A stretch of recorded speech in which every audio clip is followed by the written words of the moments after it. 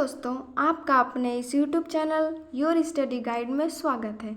इस वीडियो में आज हम जीके के टॉप 20 क्वेश्चन को कवर करने वाले हैं, जो किसी भी कॉम्पिटिटिव एग्जाम यानी कि प्रतियोगी परीक्षाओं के लिए बहुत ही इम्पॉर्टेंट है। जितना कहा जाए उतना कम है। आप किसी भी कॉम्पिटिटिव एग्जाम की तैयारी कर रहे हैं तो आप इस वीडियो को देख सकते हैं।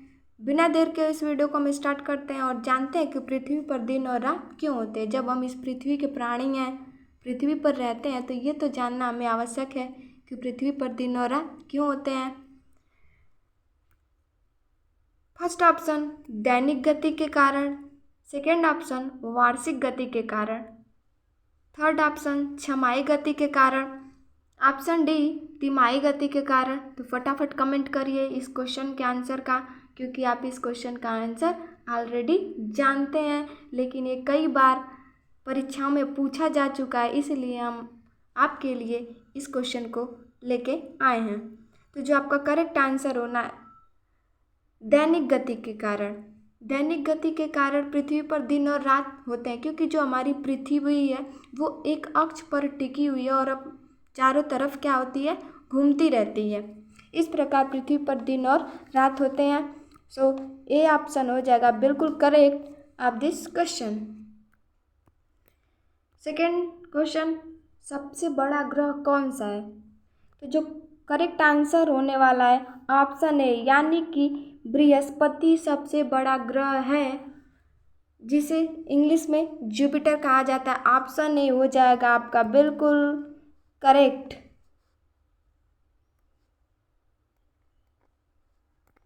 हो जाएगा। थर्ड क्वेश्चन, हमने तो सबसे बड़े ग्रह को जान लिया, इसके बाद हम छोटे ग्रह को भी जान लें। तो जो आपका करेक्ट आंसर है बुध, यानी कि ऑप्शन सी आपका हो जाएगा करेक्ट इस क्वेश्चन का।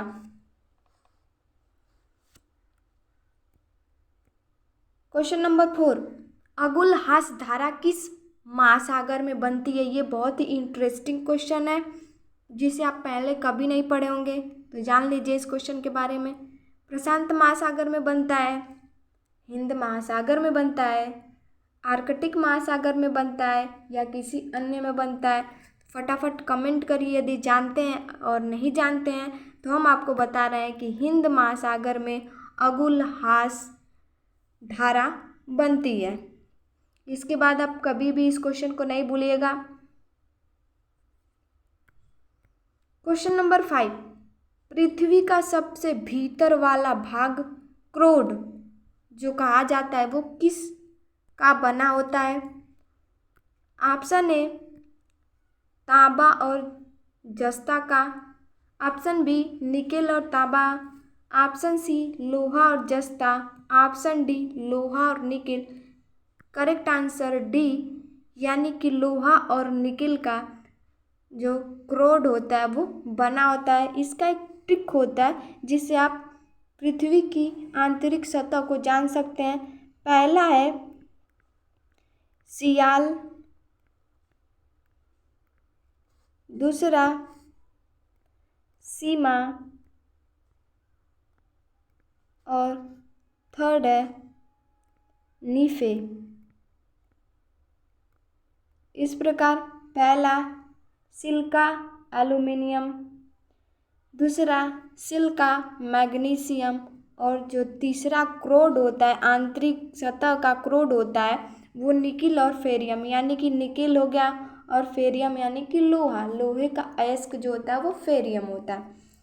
इस प्रकार इस ट्रिक से आप पृथ्वी के आंतरिक सतह को जान सकते हैं। यदि वीडियो अच्छी लगी तो लाइक करें। छठा क्वेश्चन कह रहा है कि मैग्नीज के उत्पादन में भारत का दूसरा स्थान है, तो पहला किस देश का स्थान है?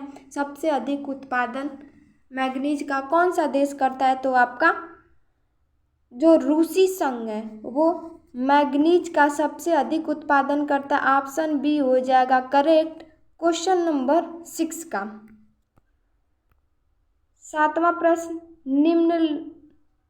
निम्नलिखित में से कौन देश कोयले का सबसे बड़ा उत्पादन, यानी कि सबसे अधिक कोयले का उत्पादन कौन सा देश करता है? तो आपका अमेरिका। ऑप्शन सी आपका हो जाएगा बिल्कुल करेक्ट। अमेरिका कोयले का सबसे अधिक उत्पादन करता है। 8वां प्रश्न, इनमें से किसको जापान का मैनचेस्टर कहा जाता है? तो फटाफट यदि जानते हैं तो कमेंट करें। ओसाका को जापान का मैनचेस्टर कहा जाता है, तो ऑप्शन ए आपका हो जाएगा बिल्कुल करेक्ट इस क्वेश्चन का। उसके बाद देखिए ओसाका की हमने तस्वीरें लगा रखी हैं, कितना अच्छा लग रहा है देखने में, बहुत ही आनंद भरा दृश्य है ओसाका का। क्वेश्चन नंबर 8, इनमें किसका जापान का मैनचेस्टर कहा जाता है? क्वेश्चन रिपीट हो गया ओसाका को। भारत के स्वतंत्रता संघर्ष के दौरान डिकेन एजुकेशनल सोसाइटी नामक संस्थान की स्थापना किसने की थी? यदि आपको पता है तो कमेंट करिए, और नहीं पता है तो जान लीजिए कि जो बाल गंगाधर तिलक हैं उन्होंने डिकेन एजुकेशनल सोसाइटी नामक संस्था की स्थापना की थी। यहाँ हमने बाल गंगाधर तिलक की पिक्चर लगा रखी है।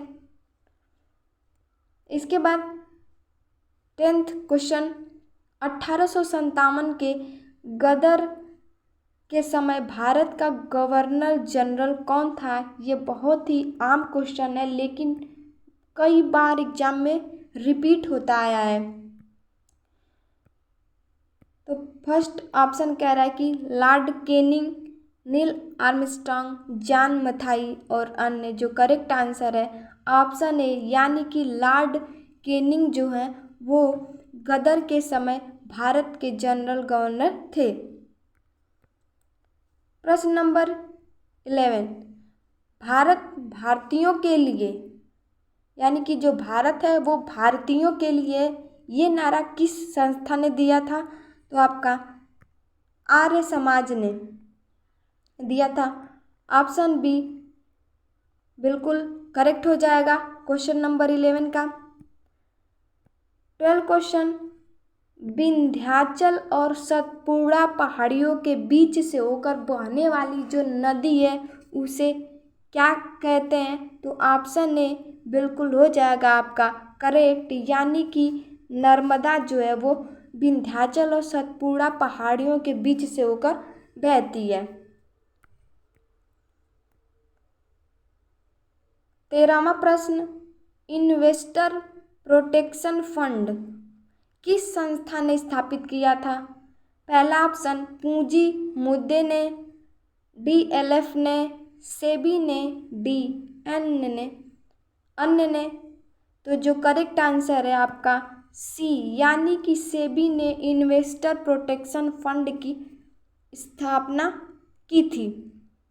तो ऑप्शन सी आपका हो जाएगा correct of this question.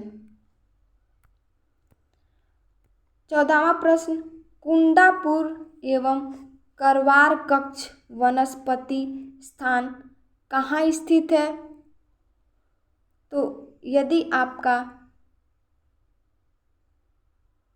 Correct answer जो होने वाला है वो कुंडाग्राम और करवार कक्ष वनस्पति स्थान जो है वो कर्नाटक राज्य में सबसे अधिक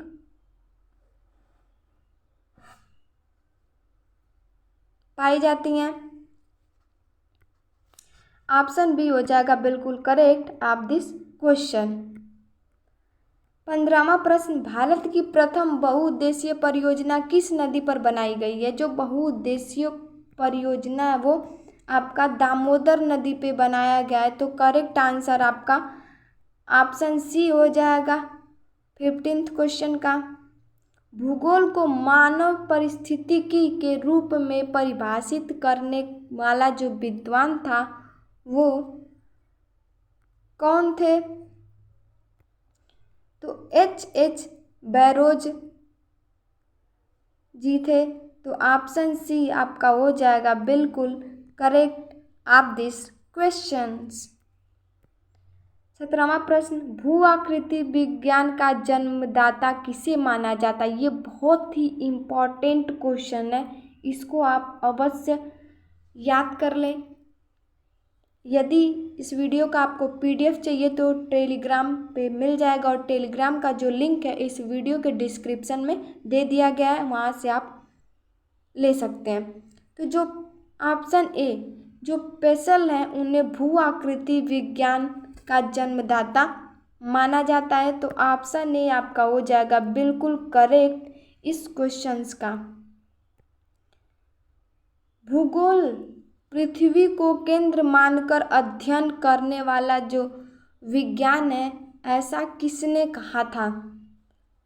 जो भूगोल है वो पृथ्वी को केंद्र मानकर अध्ययन करने वाला विज्ञान है, किसने कहा था। तो जानते हैं कि जो ऑप्शन ए वारेनियस है, उन्होंने कहा था कि भूगोल को पृथ्वी का केंद्र मानकर अध्ययन करने वाला विज्ञान कहा जाता है, तो ऑप्शन ए आपका हो जाएगा बिल्कुल करेक्ट इस क्वेश्चंस का।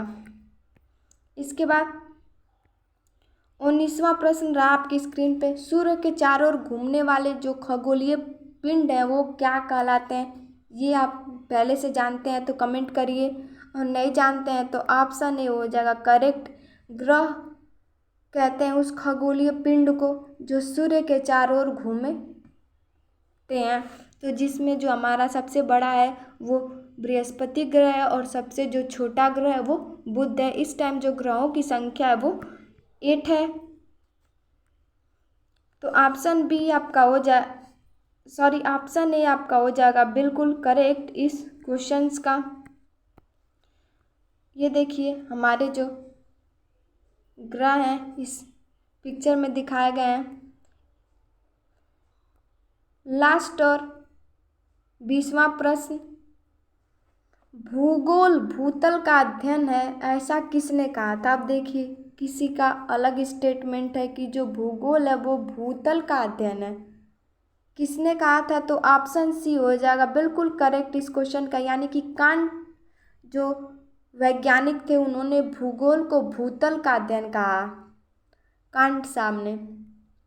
इसके बाद 21वां प्रश्न जो कि लास्ट भी है, यहाँ लेटर ही छूट गया, ब्रह्मांड में, यानी कि ब्रह्मांड में कुल कितने ग्रह हैं। हमने आपको पहले ही बताया कि ब्रह्मांड में कुल 8 ग्रह हैं, तो ऑप्शन डी आपका हो जाएगा बिल्कुल करेक्ट। ये कई बार पेट के एग्ज़ाम में भी पूछा गया और कई बार बीएड एंट्रेंस एग्ज़ाम में भी पूछ लिया जाता है। सो यदि वीडियो अच्छी लगी तो लाइक करें, सब्सक्राइब करें और साथ में बेल आइकन भी हिट कर दें, ताकि आगे आने वाली नोटिफिकेशन आप तक पहुंचती रहे। और साथ ही साथ उन दोस्तों भाई बहनों में शेयर करें जो कॉम्पिटिटिव एग्ज़ाम की तैयारी कर रहे हैं।